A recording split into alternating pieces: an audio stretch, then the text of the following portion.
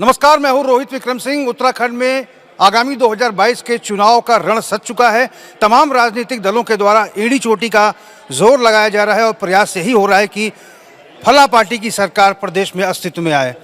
Bharatiya Janata party एक बार anti incumbency की मिथक को तोड़ना चाहती है और पुनः दोबारा 2022 के इस चुनाव में सत्ता पर काबिज होना चाहती है। उत्तराखंड क्रांति दल क्षेत्रीय दल है, उसकी बात करें तो वो भी सत्ता में आने का ख्वाब देख रही है। आम आदमी पार्टी इस बार पहली बार 2022 के विधानसभा चुनाव में चुनावी मैदान में है। क्या आम आदमी पार्टी के सपने पूरे होंगे या फिर कांग्रेस इस बार एंटी इनकम्बेंसी के भरोसे है कि उसके हाथ सत्ता की चाबी लग जाए? तमाम मेहमान हमारे साथ मौजूद हैं। विजय बौड़ाई जी हैं, उत्तराखंड क्रांति दल के नेता हैं। उमा सिसोदिया जी हैं, आम आदमी पार्टी की नेता हैं। डॉक्टर आरपी रतूड़ी हैं, कांग्रेस के वरिष्ठ प्रवक्ता हैं। और संजीव वर्मा जी हैं, भारतीय जनता पार्टी के नेता। सबसे पहले रूलिंग पार्टी के पास आएंगे हम। संजीव वर्मा जी, ऐसा क्या काम किया कि भारतीय जनता पार्टी को जनता इस बार फिर से आशीर्वाद दे? देखिए, भारतीय जनता पार्टी ने उत्तराखंड के विकास के लिए एक बड़ा रोड मैप बनाने का काम किया। हम उस पर काम कर रहे हैं। केंद्र की 1 लाख करोड़ रुपए की जो परियोजनाएं वर्तमान में उत्तराखंड में चल रही हैं, 4 धाम ऑल वेदर रोड हम बना रहे हैं, कर्णप्रयाग रेल परियोजना हम बना रहे हैं, नेशनल हाईवेज हम बना रहे हैं, भारतमाला परियोजना हम बना रहे हैं, पर्वतमाला परियोजना हम बना रहे हैं। और ये केवल घोषणाएं नहीं बल्कि धरातल पे हम लोग काम कर रहे हैं। स्वास्थ्य में जो इंफ्रास्ट्रक्चर का एक मजबूत ढांचा हमने दिया, जिस समय 2017 में भारतीय जनता पार्टी की सरकार आई थी, उस समय 1061 डॉक्टर्स हमारे स्वास्थ्य के बेड़े में थे। आज 2260 डॉक्टर्स हमारे स्वास्थ्य के बेड़े में है। आज एक्सरे से लेके एमआरआई और जो बिल्कुल लेटेस्ट और एडवांस मशीन्स हैं वो हमारे चिकित्सालयों में है। 87 ऑक्सीजन प्लांट्स आज प्रत्येक जितने हमारे 14 ज़िले हैं हर हॉस्पिटल्स में उपलब्ध हैं। ऑक्सीजन बेड्स, वेंटिलेटर्स, सबकी व्यवस्था आज हमारे हॉस्पिटल्स के अंदर है।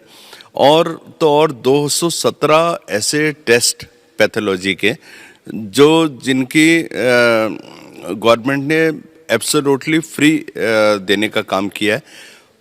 पूरे 32 लाख परिवार उत्तराखंड के विदाउट एनी डिस्क्रिमिनेशन, चाहे निर्धन वर्ग है, चाहे बीपीएल है, चाहे मिडिल क्लास है, चाहे अपर क्लास है, हमने सभी को अटल आयुष्मान योजना में सब लोगों को शामिल करने का काम किया है, जिसमें 5 लाख रुपए तक का प्रत्येक व्यक्ति को हम स्वास्थ्य की मुफ्त स्वास्थ्य योजना में से हमने जोड़ा है। लेकिन कांग्रेसी तो भारतीय जनता पार्टी की पोल खोलने में लगे हैं। भाजपाई ढोल की पोल खोल अभियान के तहत चुनाव में जा रहे हैं। डॉक्टर आरपी रतूड़ी हमारे साथ मौजूद हैं।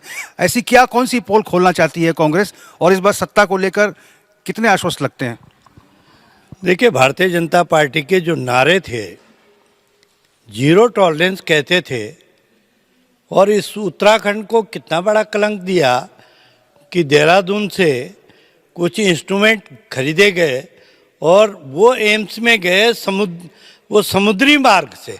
ज़रा बता दें कि आदरणीय वर्मा जी, ये सीबीआई का छापा है, सीबीआई ने पकड़ा, ये कोई कांग्रेस ने नहीं पकड़ा। ये तो बताइए, देहरादून में कौन सा समुद्र है? अरे मैं यही कह रहा हूँ, आपने बिल लगाए कि ये जल मार्ग से ये सामग्री गई, कितना बड़ा घोटाला होगा। ये रिस्पना में तो पानी नहीं है। आपको देहरादून में समुद्र दिखाई देता है, लेकिन जो हमने विकास किया वो आपको विकास दिखाई नहीं देता है। जब आपको बड़ी विडंबना है ये। देखिए वर्मा जी, पहले तो, क्योंकि ये मेरा आरोप नहीं है जी, ये केंद्र सरकार की एजेंसी सीबीआई है, ये उसका आरोप है, जिसने एम्स पर छापा मारा और उन्होंने वहाँ बिल देखे तो देहरादून से वो इंस्ट्रूमेंट गए जल मार्ग से।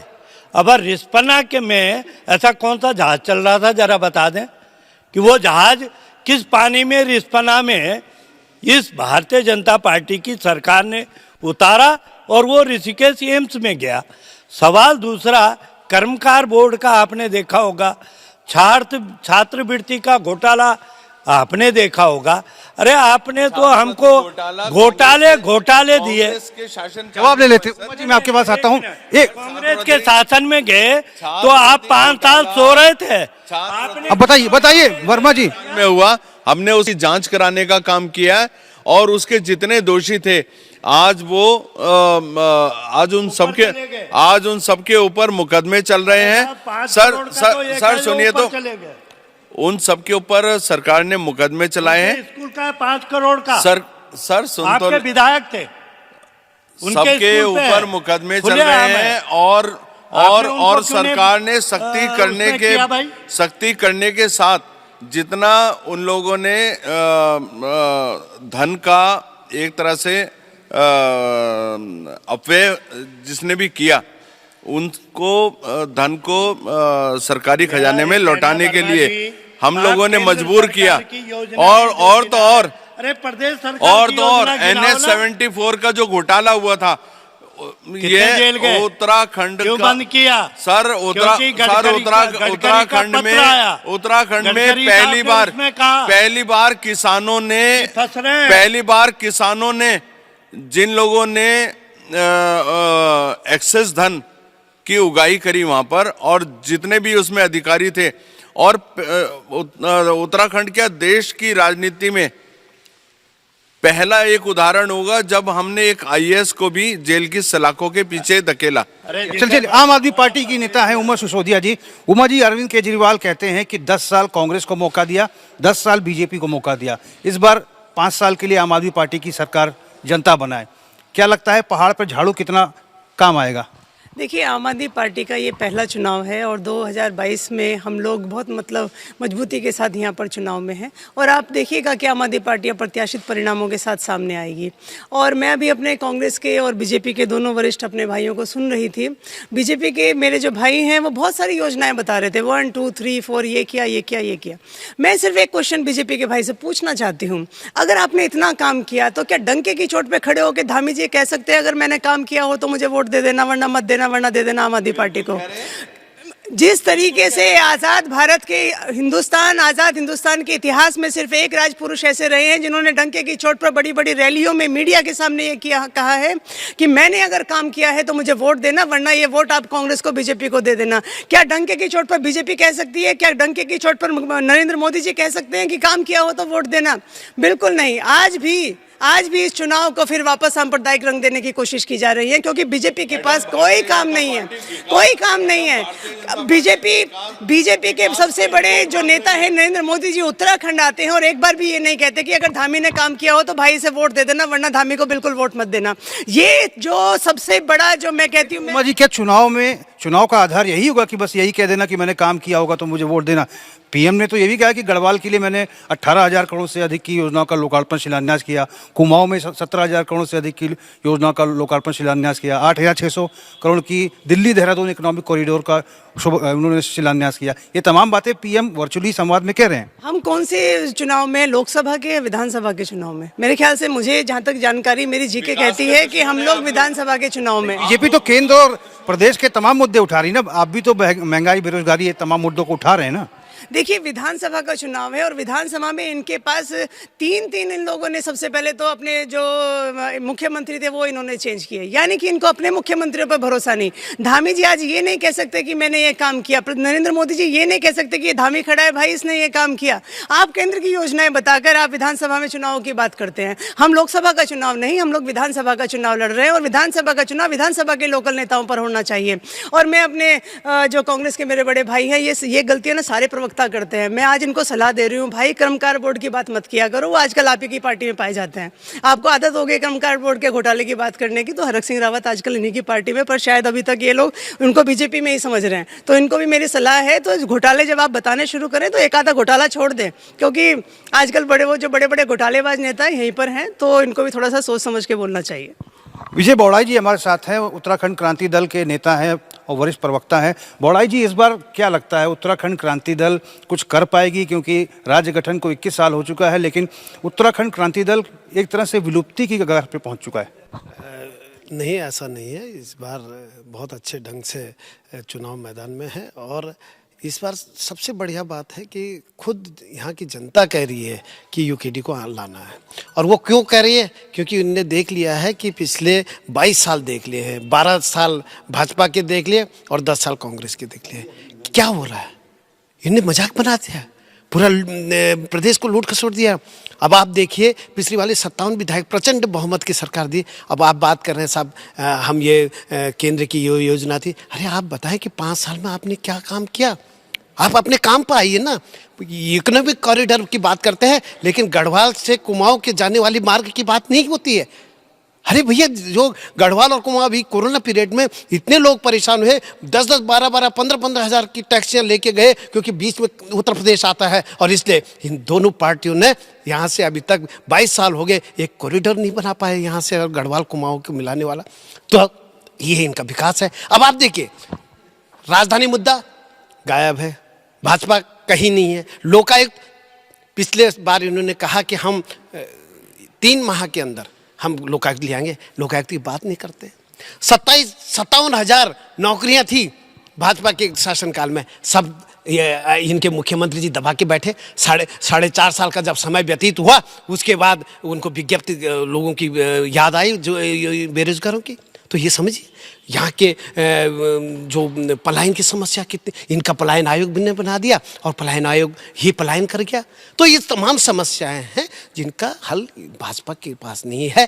केवल पाकिस्तान कह के, केवल धर्म के आधार पर बातचीत करके ऐसा नहीं होगा। दूसरी बात, हमारे जो आम आदमी पार्टी के आप विकल्प की बात करते हैं हर समय में, इस समय कोई विकल्प नहीं। विकल्प यदि है तो केवल उत्तराखंड क्रांति दल है। क्योंकि जब आपने देखा था कि पिछली बार भी 57 में, मैं समझता हूं कि आम आदमी पार्टी ने बेहतर ढंग से चुनाव लड़ा था 2017 में। ये उमा जी भी हमारी सहयोगी हैं, वो आम आदमी पार्टी की, वो बता दें कि 2017 में ज़्यादा बेहतर ढंग से काम किया। लेकिन इस बार उनके सारे लोग वापस आ गए हैं, तो ये उनके लिए। और केजरीवाल जी जो हैं वो हरिद्वार से बाहर नहीं निकल पा रहे, वो गढ़वाल और कुमाऊं की बात कहाँ करेंगे? इसलिए तीसरा विकल्प यदि कोई है तो यूकेडी। और यहाँ गुजरात मॉडल फेल, यहाँ दिल्ली मॉडल फेल, केवल उत्तराखंड का मॉडल चलेगा और उत्तराखंड का मॉडल केवल उत्तराखंड क्रांति दल के पास है। लेकिन अरविंद केजरीवाल तो ये कह रहे हैं कि भाई राज्य पर बिजली का पहला अधिकार जो है जनता का होना चाहिए। 300 यूनिट मुफ्त बिजली की बात कर रहे हैं। बेरोजगारी बहुत बड़ी समस्या है, तो 5 लाख युवाओं को रोजगार देने की बात कर रहे हो। जब तक रोजगार नहीं मिलेगा, बेरोजगारी भत्ता दिया जाएगा, ये तमाम वादे जनता से कर रहे हैं ना। बिल्कुल बिल्कुल।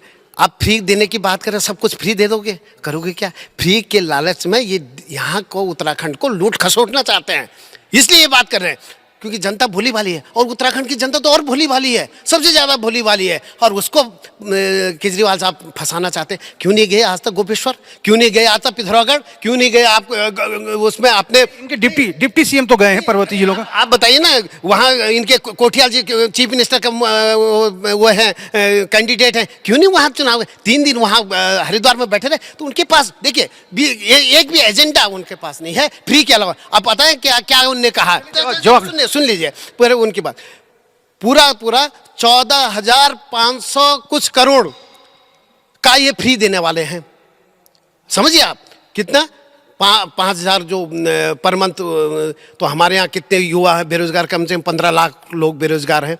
करीब 10 लाख तो उसमें रजिस्टर्ड हैं और 5-7 लाख और हैं, तो कम से कम 15 लाख। रोजगार गारंटी जो इनका अभियान चल रहा है, जो लोग पंजीकरण कराएंगे उनको गारंटी यदि वहाँ दिल्ली में कोई गारंटी दी इनने?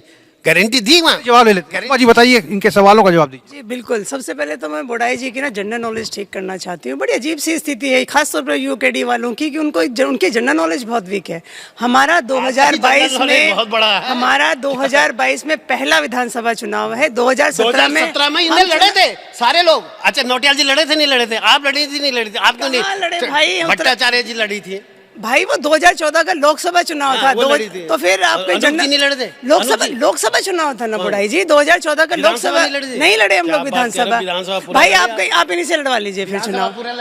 हद होती है यार किसी चीज की। मैं हूँ प्रवक्ता हूँ, मैं आपको गूगल पे सेट कीजिए कि 2017 में हम लोग चुनाव नहीं लड़े थे। हमारा पहला विधानसभा चुनाव है, और जो आप कह रहे हैं वो हमारे लोकसभा चुनाव की आप बात कर रहे हैं। और दूसरी बात, सभी पार्टियों को मैं कहना चाहती हूँ, आप लोग बार बार इस बात को कहते हैं कि मोदी वो केजरीवाल जी आए और हरिद्वार चले गए, केजरीवाल जी आए देहरादून चले गए। केजरीवाल जी उत्तराखंड का मुख्यमंत्री चेहरा नहीं है, ना केजरीवाल जी उत्तराखंड में चुनाव लड़ रहे हैं।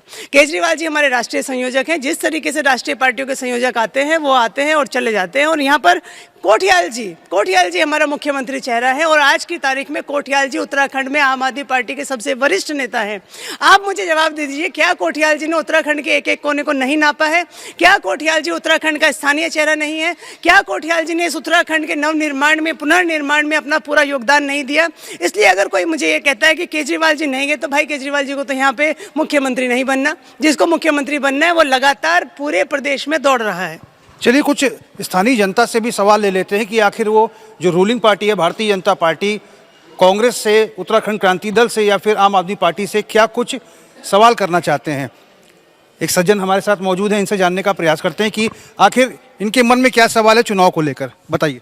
बौड़ाई जी से मेरा सवाल रहेगा, आप ये कह रहे हैं कि हम तीसरा विकल्प दे रहे हैं। आप तो सरकार में रहे हैं, कांग्रेस की सरकार में रहे हैं, बीजेपी की सरकार में रहे हैं, और जनता ने आपको पूरी तरह से नकार दिया। आज आप अपने अस्तित्व की लड़ाई लड़ रहे हैं, जबकि राज्य गठन में यूकेडी का बड़ा योगदान रहा है। उसके बावजूद भी जनता ने आपको नकारा। क्यों नकारा? और आज आप तीसरे विकल्प की बात कर रहे हैं, तो कहां से तीसरा विकल्प रहेगा?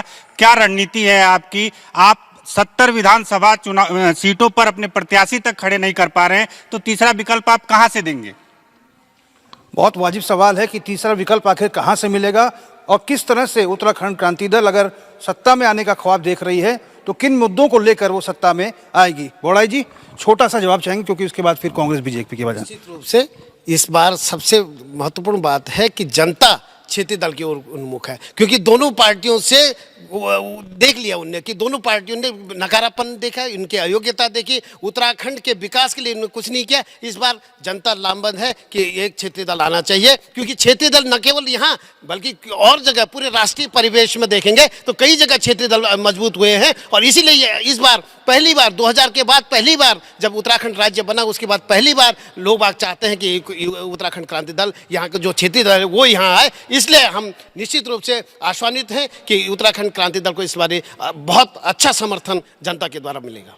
अच्छा, एक सवाल मेरा डॉक्टर आरपी रतूड़ी से है, क्योंकि लगातार जो कांग्रेस या फिर बीजेपी की बात करें, आम आदमी पार्टी को लेकर सवाल उठाते हैं। डॉक्टर साहब, आप लोग कहते हैं कि आम आदमी पार्टी फला चीज़ फ्री की बात कर रही है, बिजली फ्री की बात कर रही है, रोजगार की बात कर रही है। आप लोगों ने भी तो एक अभियान लॉन्च किया है, उत्तराखंडी स्वाभिमान, 4 धाम 4 काम। उसमें आप भी तो कह रहे हैं कि गैस सिलेंडर 500 से अधिक नहीं होगा और 5 लाख युवाओं को रोजगार देंगे, 40,000 सालाना देंगे। नहीं, हमने 200 यूनिट बिजली योजनाबद्ध उसमें आंकड़े दिए कि 500 का सिलेंडर के बाद। सवाल ये है कि फिर आप आम आदमी पार्टी पर किस मुंह से सवाल करते हैं? तो खूब लुटाए, क्योंकि दिल्ली में इन्होंने 8 लाख लोगों को रोजगार देने की बात की थी। 617 लोगों को, आंकड़े इनके हैं, मेरे नहीं हैं, 617 लोगों को कुल रोजगार मिल पाया 7 साल में। 8 लाख लोगों को रोजगार देने की बात की थी। सवाल लोकायुक्त की, जिस पर केजरीवाल जी का, एक मिनट, जिस बता रही 35 लाख को रोजगार मिला है।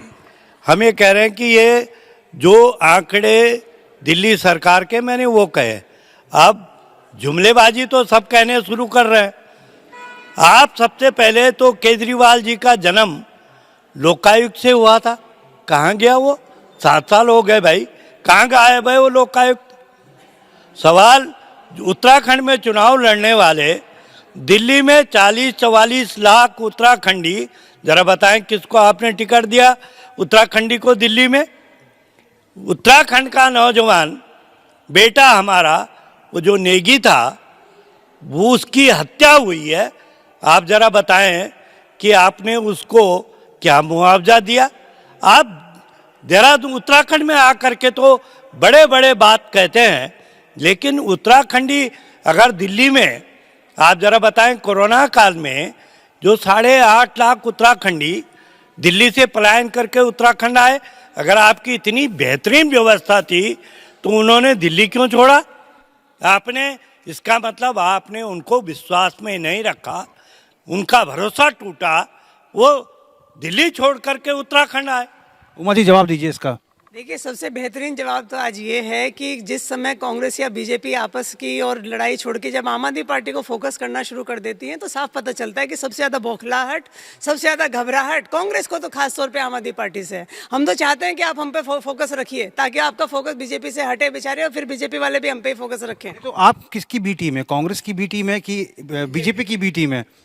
दोनों पार्टियां जब उनको हारते हुए महसूस होते हैं ना, वो दूसरे की बी टीम बता देते हैं।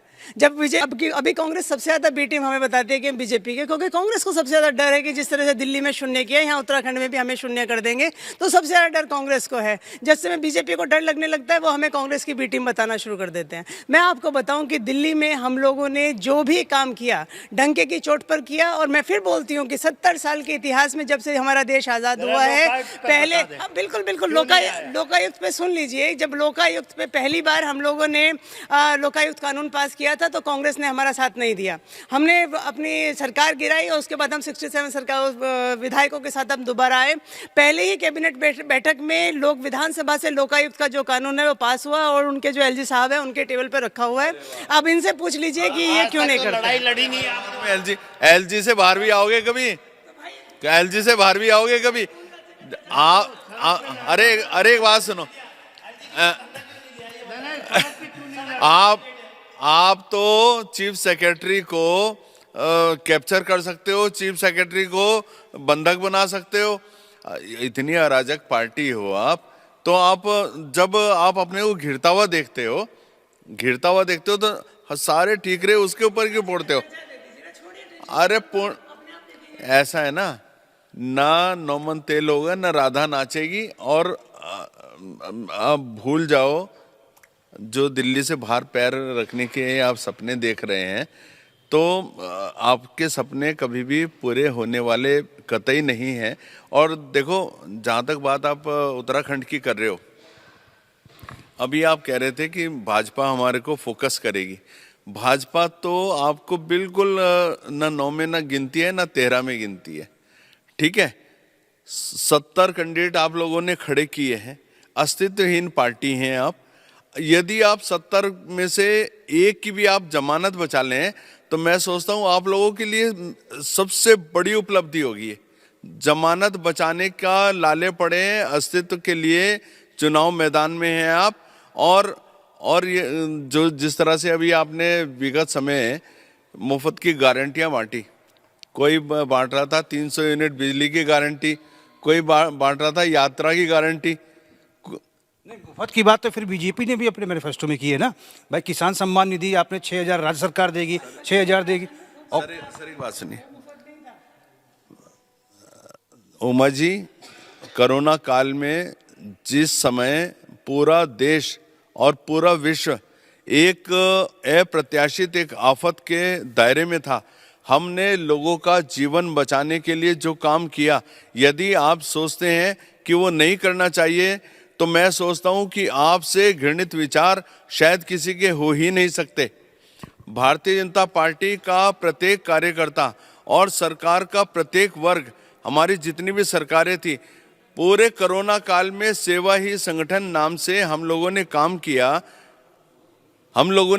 किया और कंटिन्यू हम जनता की सेवा करते रहे। राशन पहुंचाने का काम हो, दवाइयाँ पहुंचाने का काम हो, ऑक्सीजन पहुंचाने का काम हो, क्योंकि उस समय सबसे बड़ी टॉप प्रायोरिटी लोगों का जीवन बचाने की थी। और जीवन बचाने के लिए हम लोगों ने काम किया।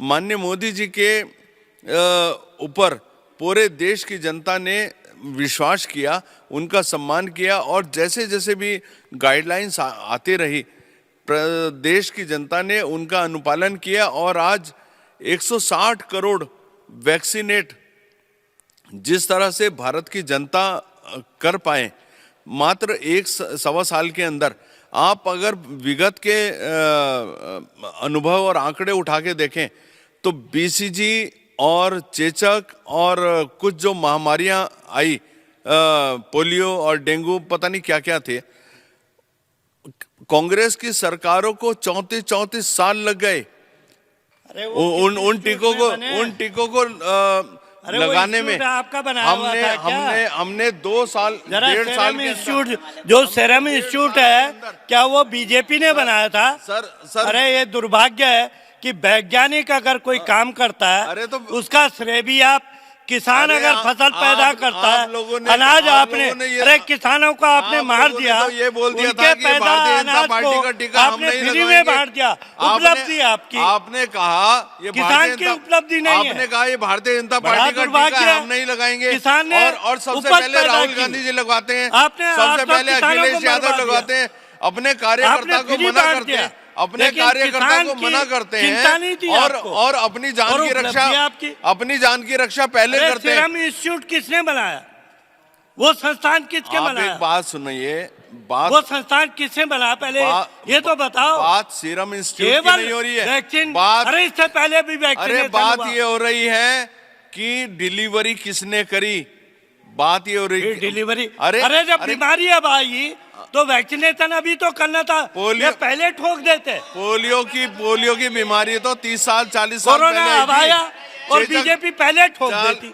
वाह भाई वाह। तो 40 साल पहले आया था। अब तमाम राजनीतिक दल के जो तमाम नेता हैं इस समय हमारे साथ इस कार्यक्रम में मौजूद हैं और इस सेगमेंट में ब्रेक के बाद आने के बाद हम जनता के कुछ सवाल लेंगे, जनता से जानना चाहेंगे कि आखिर वो अपने तमाम जो राजनीतिक दल के नेता हैं उनसे क्या कुछ प्रश्न पूछना चाहते हैं। 10-10 साल कांग्रेस और भारतीय जनता पार्टी ने उत्तराखंड पर शासन किया, आखिर क्या कुछ बाकी रह गया और किन उम्मीदों पर अभी भी खरा उतरना बाकी है? आप कुछ सवाल पूछना चाहेंगे? जी, मेरा सवाल जो है भारतीय जनता पार्टी के जो प्रवक्ता हैं वर्मा जी से है कि आप 3 कृषि काले कानून लेके आए और फिर उनको बहुत ज़्यादा आपने बढ़ चढ़ा के दिखाया कि किसानों की आय दूनी होगी और किसानों को बहुत फ़ायदे के ये बिल हम लेके आए हैं। तो क्या ऐसी मजबूरी थी कि वो किसान काले कानून वापस लेने पड़े? और क्या चुनाव के बाद दोबारा से, क्योंकि इनके कृषि मंत्री जो हैं वो एक हिंट दे चुके हैं कि ये काले कानून वापस आएंगे, तो क्या चुनाव के बाद इनको ये काले कानून वापस लाने का इरादा है क्या? दूसरा, मैं जो 3 इन्होंने मुख्यमंत्री चेंज किए उसमें आपने भी एक बैनर लगाया, उसमें आपने साबित कर दिया कि जो पहले मुख्यमंत्री थे उनको हटा के जो दूसरे लेके आए थे उन्होंने कुछ नहीं किया, और तीसरे वाले कुछ जो कर रहे हैं वो उनके कामों को जो है पलटने का काम कर रहे हैं। बाकी इन्होंने विकास के नाम पे तो कुछ किया नहीं है। ये 2 जवाब जो इनसे पूछ लेने का काम। ये सबसे महत्वपूर्ण प्रश्न है क्योंकि उत्तराखंड में विधानसभा चुनाव है, 5 राज्यों में चुनाव है। कृषि कानूनों को लेकर लगातार जो है चुनाव में सवाल उठाए जा रहे हैं और जनता भी अब ये जानना चाहती है कि क्या सिर्फ चुनाव को देखते हुए इन कानूनों को वापस लिया गया है और क्या चुनाव जब समाप्त हो जाएंगे तो फिर से ये कानून लागू कर दिए जाएंगे? वर्मा जी, ये सवाल आपसे था भारतीय जनता पार्टी से। देखिए, जो 3 किसान कानून आए थे वो निश्चित रूप से किसानों की आय बढ़ाने के लिए, किसान को स्वावलंबी बनाने के लिए, और किसान जो एक बंधा हुआ था और एक सिंडिकेट्स के दबाव में एक उलझा हुआ था, उससे उनको मुक्ति दिलाने के लिए कि किसान अपनी उपज को जहां उसको उचित मूल्य मिले वहां वह बेच सकता है। एक सबसे बड़ा इसमें पॉइंट ये था। अभी तक क्या था कि उसकी सीमाएं निश्चित की हुई थी कि आप अपनी उपज को अपनी जो नियरेस्ट तहसील है और उसमें जो मंडी पड़ती है केवल आप उसी में बेच सकते हैं। इसके बारे में नहीं, उनका सवाल ये है कि आखिर हटाया क्यों कानून? प्रधानमंत्री ने फिर माफी क्यों मांगी? 1 मिनट कि मुझसे गलती हुई। अगर आप कह रहे हैं कि उनकी आय बढ़ाने की बात थी तो प्रधानमंत्री ने सदन में माफी क्यों मांगी? जवाब दे रहा और हूं। ये कहा जवाब कि दे हमसे रहा हूं। गलती हो गई। जवाब दे रहा हूँ। हाँ, तो आप जवाब दे रहा हूँ। आप उपलब्धि गिना रहे हैं अरे और प्रधानमंत्री माफी मांग रहे हैं। भाई नहीं, दिक्कत तो मुझसे गलती दिक्कत हुई सबसे है। बड़ी ये है कांग्रेस की, मोदी जी की जब भी तारीफ होती है तो इनके पेट में तारीफ दर्द नहीं, होना शुरू हो माफी जाता मांगी है, है। इनके कि पेट में मुझसे मरोड़ गलती शुरू हुई हो है। जाती है। मुझसे गलती मोदी जी हुई की है। तो तारीफ ये लोग भारत सुन ही के नहीं सकते। प्रधानमंत्री ने देखिए किसानों से देखिए माफी जो मांगी जो कि नहीं? किसान के 3 बिल आए थे अगर वो के किसान हित में के थे, वापस क्यों वो लिए? किसान माफी के क्यों हित में मांगी? थे, 100% हित में थे। किसान की आर्थिकी को सुधारने के लिए, किसान की आय को दोगुना करने के लिए। राजनीतिक दल तो कह रहे हैं कि उपचुनाव आप उपचुनाव हारे और आपको लगा कि 5 राज्यों में चुनाव है। हम कोई चुनाव नहीं हारे। उसके बाद उत्तर प्रदेश में पंचायत के चुनाव हुए, उसमें हमें अपेक्षित सफलताएं मिली उसमें। और अरे इनको मिली। और देखिए, आपने कहा वापस क्यों लिया? क्योंकि हम किसान को जो उन बिलों के विषय में जिस तरह से कांग्रेस के द्वारा जबरदस्त तरीके से गुमराह किया किसान को, हम किसान को आप समझा नहीं पाए। हम किसान को समझा नहीं पाए। हाँ, ये भारतीय जनता पार्टी के ये तमाम जो नेता हैं वो यही कह रहे हैं। एक मिनट, हम किसान को उसका प्रॉपर समझा नहीं पाए और किसान की बात का सम्मान रखते हुए हमने किसान का बिल वापस लिया। किसान का हित होता तो शायद 3 कानून वापस न होते। ये अडानी अंबानी का हित था और किसान का दबाव था, ये मजबूरी बस। और ये जो उपलब्धि कह रहे हैं, अरे जो सदन में खुलेआम माफी मांगते हो, खुलेआम कहते हो कि मुझसे गलती हुई, तो ये उपलब्धि कैसे गिना रहे? ये दोहरा चरित्र क्यों? अरे उमा जी, लगता है ये मुद्दे रहेंगे इस बार, ये भी केंद्रीय स्तर के मुद्दे हैं। देखिए, सबसे पहले तो मैं बीजेपी के अपने भाई को कहना चाहती हूँ, उन्होंने कहा कि हमने जनता में राशन बांटा, हम बड़े देशभक्त हैं, हमने जनता की सेवा की। बहुत अच्छी बात है। सभी पार्टियां एक ही रास्ते पर जाती हैं, हम भी उत्तराखंडी हैं और हम भी हिंदुस्तानी हैं। रास्ते अलग हैं लेकिन हम भी देश सेवा के लिए आगे हैं। मैं सिर्फ इनसे पूछना चाहती हूँ कि आपने राशन बांटा तो आप देशभक्त हो गए। हम कहते हैं कि हम बिजली देंगे, हम पानी देंगे, हम अपनी महिलाओं को 1000 रुपया उनके हर महीने उनके अकाउंट में देंगे, तो हम देशद्रोही हो गए। इनसे पूछिए, महिलाओं का इतना बड़ा अपमान बीजेपी कैसे कर सकती है? अगर एक भाई अपनी बहन को हर महीने 1000 रुपए देना चाहता है तो ये लोग महिलाओं का अपमान करने वाली पार्टी है बीजेपी, जो ये कहती है कि ये गलत है। दिल्ली में हम लोगों ने बिजली फ्री, पानी फ्री, महिलाओं के लिए बस का किराया फ्री हम लोगों ने कर रखा है। आपको पता नहीं है भाई साहब, महिलाओं को बस का पूरा किराया फ्री है दिल्ली में। आ गई समझ में बात? आप उत्तराखंड की महिलाओं का आप लोगों ने अपमान किया है। अगर उत्तराखंड की महिलाओं को हम लोग 1000 रुपए देते हैं तो ये कहते हैं कि उत्तराखंड की महिलाओं का अपमान है। बीजेपी वो पार्टी है जिसने 33% महिला आरक्षण बिल को आज तक लोकसभा में पारित नहीं किया। आप महिला सम्मान की बात करते हैं और 33% महिला आरक्षण बिल आज तक लोकसभा के पटल पर नहीं आया। रातों रात आप कृषि कानून ले आते हैं, आपको किसी विपक्ष की आवश्यकता नहीं होती।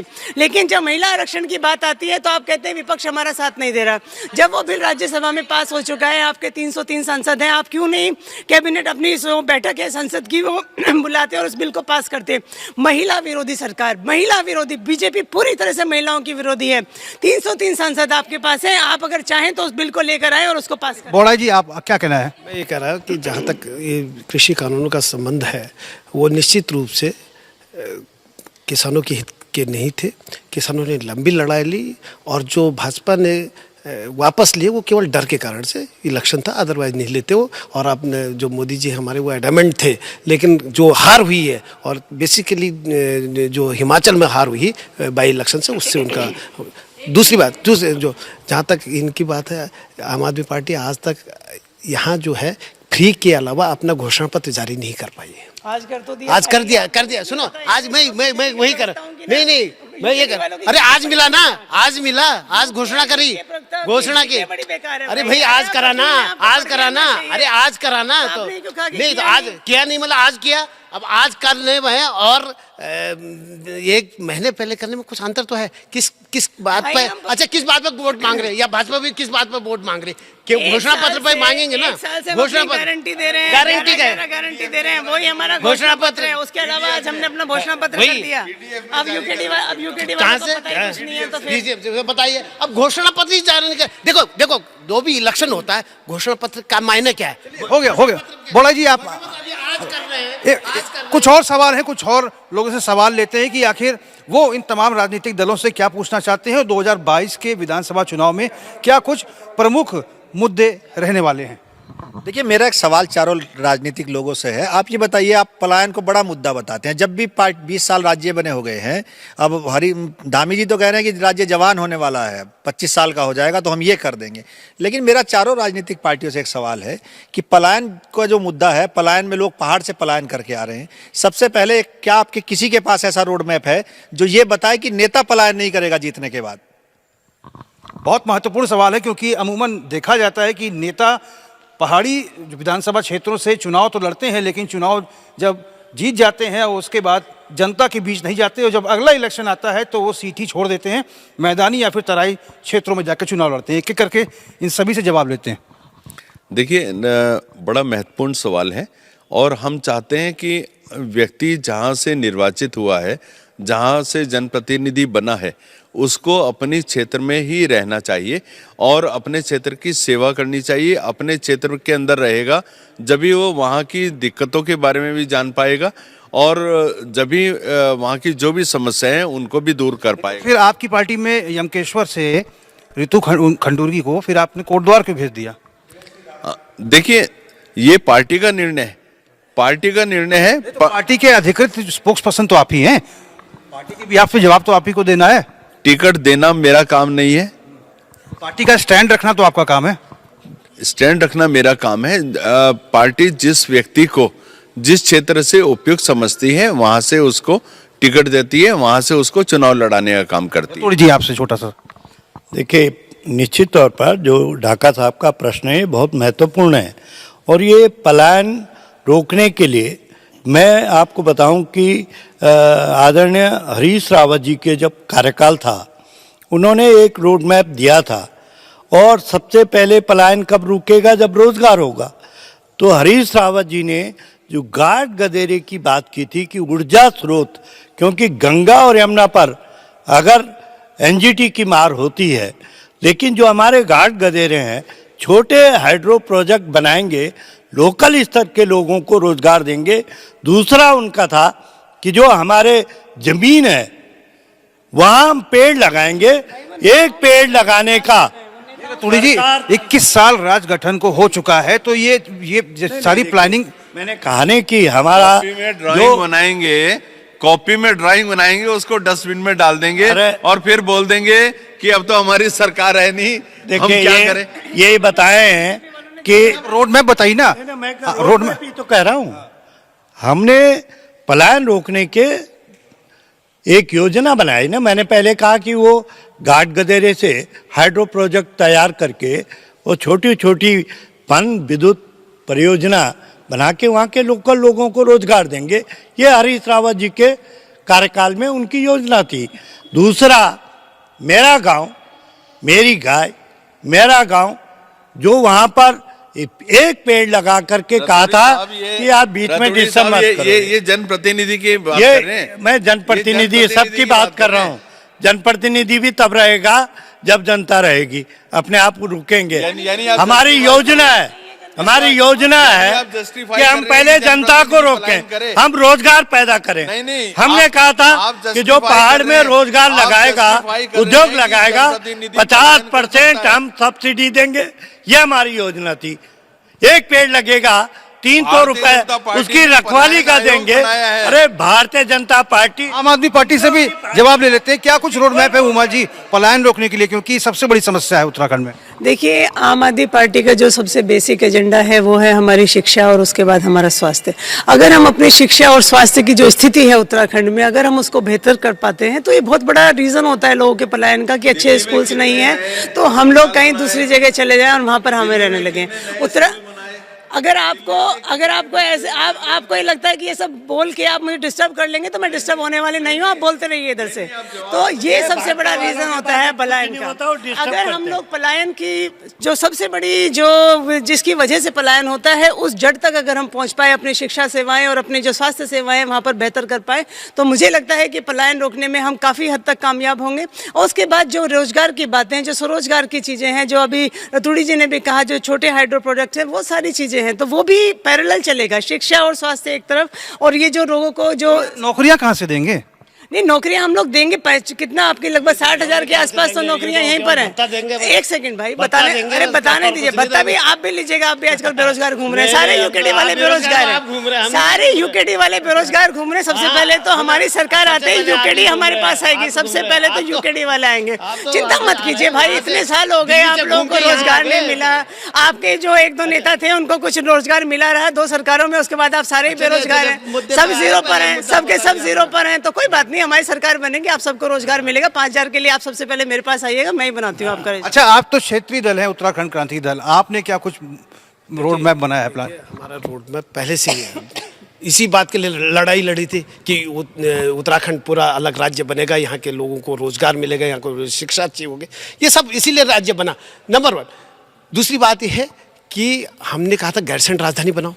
गैरसैंण राजधानी बनाई होती तो आसपास का पूरा पहाड़ी इलाका जो है, पर्वतीय क्षेत्र हमारा है, वो विकसित होता, स्कूल खुलते, क्या नाम कहते हैं, अस्पताल खुलते। लेकिन वो अवधारणा इन दोनों राजनीतिक पार्टियों ने खत्म कर दी। और तीसरी जो राजनीतिक पार्टी दिल्ली से आ रही है, उनको ये इनका जीके नहीं है कि कह रहे हैं कि यहाँ मोहल्ला क्लिनिक बनाएंगे। अरे साहब, वहाँ गाँव है, मोहल्ले तो होते ही नहीं। मोहल्ले तो आपके उसमें होते हैं, वहाँ तो बड़े बड़े गाँव हैं। और गाँव में कैसे क्लिनिक बनाएंगे, मोहल्ला क्लिनिक? ये जी कुछ और प्रश्न लेने हैं, कुछ और प्रश्न लेते हैं कि आखिर इन तमाम राजनीतिक दलों से जनता की क्या कुछ अपेक्षाएं हैं और क्या वो सोचते हैं कि इन राजनीतिक दलों को जनता के लिए करना चाहिए। जी, मेरा एक छोटा सा सवाल है और सभी राजनीतिक दलों से। सभी का मैनिफेस्टो आ चुका है। गैरसैंण की बात अभी आपने करी। क्या स्थायी राजधानी का जो मुद्दा है, जो बहुत पहले से चलता आ रहा है, उसको लेकर आपकी कोई पार्टी कोई स्ट्रांग डिसीजन पे आएगी या नहीं? गैरसैंण जो है एक तरह से उत्तराखंड की राजनीति में सबसे गर्मा-गर्म मुद्दा रहता है और इसको लेकर लगातार जो है सियासत भी होती रहती है। क्रमबद्ध तरीके से अपने सभी नेताओं के पास हम आएंगे और सबसे गुजारिश करेंगे कि छोटा छोटा अपना वक्तव्य दें, क्योंकि अन्य सवाल भी लेने हैं। देखिए, 2 टर्म कांग्रेस ने यहाँ पर अरे चुप रहिए आप। 2 टर्म कांग्रेस भी रही, कांग्रेस ने उसको डस्टबिन में डाले रखा।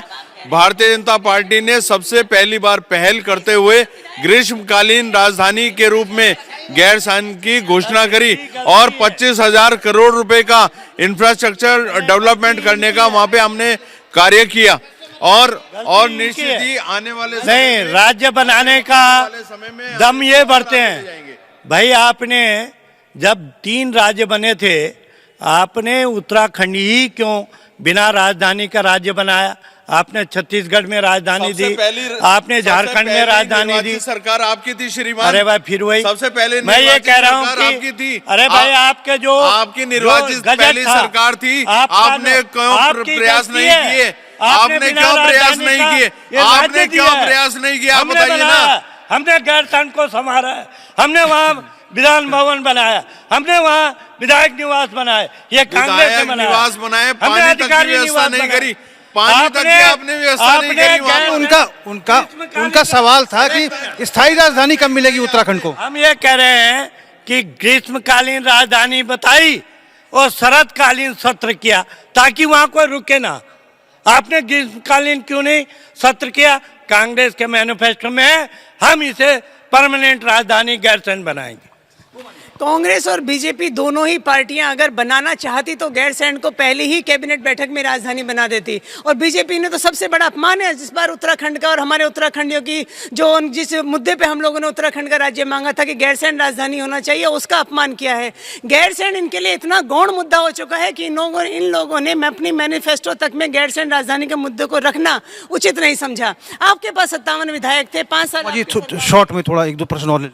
पहली कैबिनेट बैठक में आम आदमी पार्टी की गैरसैंण को स्थायी राजधानी घोषित किया जाएगा। सबसे पहले तो जब राज्य बना था उसी समय इसका गठन, जब 2 स्टेट अलग से 3 स्टेट बने थे, 2 स्टेटों की अलग राजधानी बन गई थी, यहाँ की राजधानी क्यों नहीं बनाई? नंबर 1 इसके लिए। दूसरा बात, गैरसैंण हमने 1992 में उत्तराखंड क्रांति दल 1992 में वहाँ पत्थर लगा दिया था कि यदि पूरा खाका यदि उत्तराखंड का खींचा था तो कहा कि राजधानी मिनट में होगी। और तीसरा, ये आम आदमी पार्टी तो तब थी नहीं है, ये आप कब बात कर रहे हैं उसकी राजधानी की बात? राजधानी के बाद हम 92 से लेके चल रहे हैं और ये आज खाली झुंझुनू के लोगों को भ्रमित करने की बात कर रहे हैं। तो कहीं से कहीं नहीं, उत्तराखंड की यदि राजधानी होनी चाहिए तो पहाड़ की राजधानी पहाड़ पर गैरसैंण और गैरसैंण, ये दोनों पार्टियां आज तक भ्रमित करते आए हैं, कुछ नहीं किया। और जिस दिन उत्तराखंड क्रांति दल की सरकार आ गई उसी दिन बन पाएगा, उससे पहले मुश्किल है। कुछ महिलाएं हैं, क्योंकि महिलाओं का उत्तराखंड राज्य गठन में बहुत महत्वपूर्ण योगदान रहा है। महिलाओं के सवाल बहुत वाजिब भी है इन तमाम राजनीतिक दलों के नेताओं से। कुछ महिलाएं हमारे साथ मौजूद हैं, इनके सवाल सुनते हैं और इन दलों से उसका जवाब देने का प्रयास करते हैं। मैं उमा सिसोदिया जी से एक सवाल करना चाहती हूँ। जैसे कि उन्होंने अभी बोला कि भारतीय जनता पार्टी में महिलाओं का अपमान हुआ है, मैं उनसे ये पूछना चाहती हूँ कि जो है भारतीय जनता पार्टी, हमारे नरेंद्र मोदी जी 3 तलाक का कानून कौन लाया महिलाओं के लिए? बेटी बचाओ बेटी पढ़ाओ कानून कौन लाया महिलाओं के लिए? और इंटर पास लड़की को जो है 50,000 रुपये किसने दिए महिलाओं के लिए? और इसके अलावा मैं समझती हूँ कि इतनी बड़ी लिस्ट है, उन्होंने ये किस आधार पे कहा कि जो है भारतीय जनता पार्टी में जो है महिलाओं की कोई इज्जत नहीं है? मैं ये सवाल जानना चाहती हूँ। दूसरा मैं ये सवाल जानना चाहती हूँ हमारे रतूड़ी जी से, प्रवक्ता जी से, कि हरीश रावत जी ने बोला कि जो है देवप्रयाग जैसी जगह में वो मुस्लिम यूनिवर्सिटी लाना चाहते हैं। हम उन आंदोलनकारी महिलाओं के दिल पर उन्होंने इतना बड़ा जो है वो ठेस पहुंचाई है हमको ये बोलकर, हम यहाँ संस्कृत यूनिवर्सिटी लाना चाहते हैं। उन्होंने किस आधार पे यहाँ पर मुस्लिम यूनिवर्सिटी का मुद्दा उठाया? और तीसरा मैं यूकेडी से ये सवाल करना चाहती हूँ कि यूकेडी सबसे पहले तो अपना एक अध्यक्ष बताए कि उनका जो एक निर्वाचित अध्यक्ष है जो 5 साल टिका रहे वो कौन है? ये तमाम सवाल हैं जिनको लेकर इनका जो जवाब हम जानना चाहेंगे। एक सवाल और एक सज्जन का है जिनके पास हम चलते हैं और जानते हैं कि उनका सवाल क्या कुछ है। आप बताइए। मेरा नाम कमलकांत है। मैं पूछना चाहता हूँ, सरकार ने अभी 59 वैकेंसियाँ नियुक्त की हैं विधानसभा में, और जो नियुक्तियां किए हैं बिना एग्जामिनेशन के, जबकि हाई कोर्ट का आदेश है without examination nobody will be appointed. तो बिना एग्जामिनेशन के कोई भी अपॉइंट नहीं होगा। पहले तो उसकी सच्चाई को बताए। दूसरा, अभी प्रेस कॉन्फ्रेंस हो रही थी हमारे पूर्व शिक्षा मंत्री जी का, वो कह रहे थे स्वास्थ्य सेवाओं में बड़ा सुधार हुआ। तो 2 साल से तो पूरा देश ही स्वास्थ्य सेवाओं में ख़राब है। और जहाँ तक वो बोल रहे थे कि शिक्षा भी 2 साल से खुद कोई शिक्षा पढ़ाई हो नहीं रही, तो शिक्षा में नहीं हुआ। और रहा स्वास्थ्य सेवाओं में, और वो खुद ही स्वास्थ्य सेवाओं के खराब होने के कारण उन्होंने पद से उन्होंने इस्तीफा दे दिया। तो गलत प्रेस कॉन्फ्रेंस बीजेपी के लोग कर रहे हैं। और ये जो नियुक्तियां कर दी हैं, अगर वाकई में नियुक्तियां की हैं तो मुख्यमंत्री जी को जेल जाना पड़ेगा, मैं आपको बता दूं। और इस पहला सवाल आपने क्या पूछा था? हम चाहेंगे जो भारतीय जनता पार्टी के नेता हैं वो सुने। मेरा कहने का मतलब है, जो आपने 59 वैकेंसियां नियुक्त की हैं, अगर वाकई में की है तो मुख्यमंत्री जी को जेल जाना पड़ेगा। और दूसरा यह है, जो गलत आंकड़े दे रहे हैं, चाहे स्वास्थ्य के मामले में, शिक्षा के मामले में, इस पर बड़ा क्वेश्चन होता। प्रेस कॉन्फ्रेंस की है। तो ये तमाम सवाल हैं, इनका जवाब फटाफट ले लेते हैं। कुछ महिलाओं ने भी सवाल पूछे थे। आप बताइए, रूलिंग पार्टी से हैं आप, फर्जी नियुक्तियां हो रही हैं, स्वास्थ्य के क्षेत्र में बदहाल स्थिति है। कहाँ हो रही है? कहाँ हो रही है? अरे कैसे? अरे क्यों अनर्गल बयानबाजी करते हैं? क्यों अनर्गल बयानबाजी करते हैं? देखिए, अभी 2400 सरकारी पद सृजित हुए हैं जिनमें परीक्षाएं हुई हैं और पूरी पारदर्शिता सरकार के द्वारा अपनाई गई है। और आने वाले 1-2 महीने के अंदर उसमें जो प्रोसेस है वो कंप्लीट करके उसमें नियुक्ति दी जाने वाली है 24,000 नौकरियों पर। ये जो महिला ने सवाल पूछा था कि आम आदमी पार्टी का कहना है कि महिलाओं का अपमान हो रहा है बीजेपी सरकार में, उनका सवाल ये है कि प्रधानमंत्री मोदी ने महिलाओं का सम्मान किया है। बेटी बचाओ बेटी पढ़ाओ अभियान की बात करें, उज्ज्वला योजना की बात करें, घर घर शौचालय की बात करें, या फिर 3 तलाक को समाप्त करने की बात करें, तो किस आधार पर आम आदमी पार्टी कहती है कि महिलाओं का अपमान हुआ है? देखिए, आम आदमी पार्टी के केंद्रीय संयोजक मुख्यमंत्री हमारे काशीपुर में आकर घोषणा करते हैं कि एक भाई होने के नाते मैं उत्तराखंड की जो मेरी महिलाएं हैं, जो मेरी बहनें हैं, मैं उनके अकाउंट में हर महीने 1,000 रुपया दूंगा। पूरी बीजेपी फिर फ्री वाला मामला, क्यों आप अपनी बहनों को फ्री देते हैं? आपकी बहन अगर आपके घर आती है तो क्या वो अपमान नहीं है? बहनों की बात, बहन चाहे करोड़पति हो, अगर उसके मायके से उसको 500 रुपए भी मिलते हैं, फ्री कहाँ से दोगे? कहाँ से दोगे? हम बताएंगे ना, आप हमारी सरकार लेकर अरे छोड़ो यार, सारा प्रदेश बिकवाद हो गया, सारा प्रदेश बिकवाने के लिए यूकेडी वाले प्रदेश, सारा प्रदेश बिकवाने, यूकेडी की बात नहीं, आम आदमी पार्टी फ्री की बात कर रही है, फ्री कर दिया सारा। अरे आप विकास क्या करोगे, आपके पास एजेंडा क्या? अरे आप अपने घोषणा पत्र बताओ कि हम ये करेंगे, और फ्री के अलावा कुछ नहीं, सारा फ्री। आप फ्री दिखाइए, बताइए कि क्या करना चाहते हैं आप घोषणा। अरे आपने पूरा प्रदेश बर्बाद करने की पहले आए हैं आप। सबसे पहले आप बताइए घोषणा पत्र यूकेडी वाले खुद देखेंगे आप क्या करना चाहते हैं। तो चलिए, उत्तराखंड के वोट युद्ध में फिलहाल इतना ही। हम अपने तमाम मेहमानों का शुक्रिया अदा करेंगे। विजय बौड़ाई उत्तराखंड क्रांति दल के नेता हैं, इनका हम शुक्रिया अदा करते हैं। उमा सिसोदिया आम आदमी पार्टी की नेता हैं, उनका शुक्रिया अदा करना चाहते हैं। डॉक्टर आरपी रतूड़ी कांग्रेस से हमारे साथ आए, आपका बहुत बहुत शुक्रिया। संजीव वर्मा जी, आपका भी कार्यक्रम में शामिल होने के लिए बहुत बहुत शुक्रिया। तो उत्तराखंड के वोट युद्ध में फिलहाल इतना ही। मौजूदा परिप्रेक्ष्य में तमाम राजनीतिक गतिविधियों को लेकर और आगामी 2022 के चुनाव में क्या मुद्दे रहने वाले हैं, इन तमाम विषयों को लेकर हमने चर्चा की। देश और प्रदेश की तमाम खबरों के लिए आप बने रहिए न्यूज़ इंडिया के साथ। नमस्कार।